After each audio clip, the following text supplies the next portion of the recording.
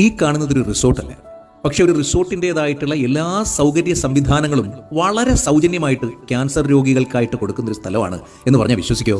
അതും കേരളത്തിൽ യുവാക്കൾ നടത്തുന്ന ഒരു വലിയ പ്രസ്ഥാനം. സനാഥാലയം എന്നാണ് പേര്. ക്യാൻസർ ബാധിച്ച് RCCയിൽ ട്രീറ്റ്മെന്റിന് വരുന്ന കുഞ്ഞു മക്കൾക്കും മുതിർന്നവർക്കും ഒക്കെ ഒരുപോലെ അഭയം കൊടുക്കുന്ന ഒരു സംഗീതം. 370-ൽ പരം ക്യാൻസർ രോഗികൾക്ക് തണലായി മാറിയ ഒരു വലിയ പ്രസ്ഥാനമാണ് സനാഥാലയം. നിങ്ങൾക്ക് ഇഷ്ടമുള്ള ഭക്ഷണം ഇഷ്ടം പോലെ കഴിക്കാൻ സൗജന്യമായിട്ട് തന്നെ ഇവിടെ അവസരമുണ്ട്. ഇഷ്ടമുള്ളതുപോലെ അതിമനോഹരമായിട്ടുള്ള പേഴ്സണൽ സ്പേസിൽ ജീവിക്കാനാകുന്നു എന്നതും മറ്റൊരു വലിയ സന്തോഷമാണ്.